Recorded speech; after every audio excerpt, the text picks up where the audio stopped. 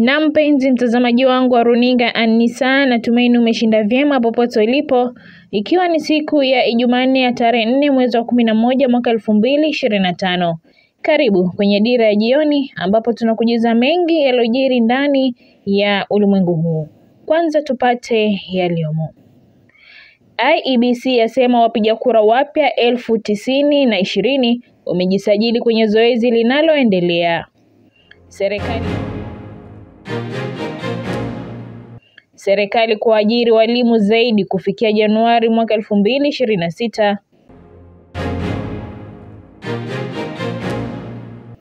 Miili 45 ya Wapalestina iliyokuwa Israel yarejeshwa nyumbani.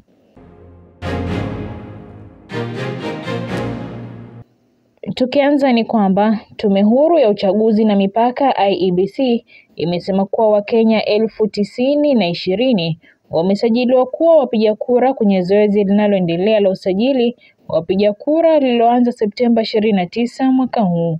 Kwenye ripoti ya tume hiyo kuhusu zoezi hilo, kaunti za Nairobi, Kiambu na Machakos zimeongoza kwa usajili huo zikisajili wapiga kura wapya 16,512, 9,917 na 4,026 mtawalia. Kufikia Oktoba 31 mwaka huu, wapiga kura 15,619 walikuwa wamehamisha vituo vyao vya kupigia kura, huku wapiga kura wengine 188 wakifanyia mabadiliko maelezo yao. Nairobi, Mombasa na Kiambu pia zinaongoza kwa idadi ya wapiga kura waliobadilisha vituo vya kupiga kura, ambapo wapiga kura 5,388, 1,791 na 1,766 mtawalia wamebadilisha vituo. Kaunti zilizosajili wapiga kura wachache mno ni pamoja na Tana River 130, Marsabit 284 na Isiolo 312. Tume ya IEBC inalenga kuwasajili wapiga kura wapya wapatao milioni 6.3 kabla ya uchaguzi mkuu wa mwaka 2027. Na kwingineko ni kwamba Rais William Ruto amesema kuwa serikali yake imepiga hatua kubwa katika kuboresha viwango vya elimu hapa nchini, huku akijizatiti kuhakikisha kuna walimu wa kutosha katika taasisi zote za masomo. Kiongozi huyo wa taifa amesema tangu utawala wake ulipochukua hatamu za uongozi miaka 3 iliyopita, imefanikiwa kuajiri walimu 76,000, idadi ambayo inalenga kuongezeka hadi 100,000 kufikia Januari mwaka 2026.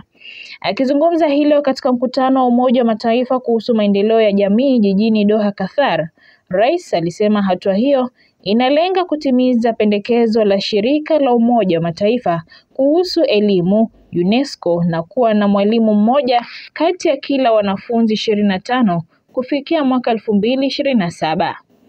Rais Ruto amedokeza kuwa ili kuhakikisha wanafunzi wanapata soko tayari la ajira linalowiana na mahitaji ya kiviwanda na biashara, serikali yake imetekeleza jukumu muhimu la kupanua na kuongeza taasisi za kiufundi kote nchini. Amesema kupitia mpango wa kuboresha uchumi wa taifa hili kuanzia chini almaarufu bottom up, serikali imefanikiwa kukabiliana na changamoto kama vile umaskini, ukosefu na usawa na ukosefu wa ajira miongoni mwa zingine.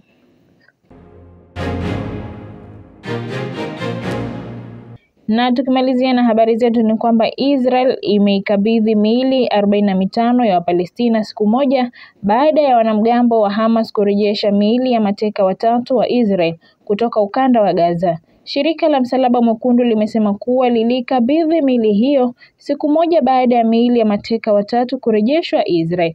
Msemaji katika Wizara ya Afya ya Gaza, Zaher Al-Wahid, amethibitisha kupokelewa kwa miili hiyo katika hospitali ya Nasser. Kubadilishana miili ya mateka na wafungwa kati ya Israel na Hamas kunaashiria hatua nyingine nchini. Kubadilishana miili ya mateka na wafungwa kati ya Israel na Hamas kunaashiria hatua nyingine chini ya makubaliano yaliyoratibiwa na Marekani kwa lengo la kumaliza mzozo mbaya zaidi kati ya Israel na wanamgambo wa Hamas.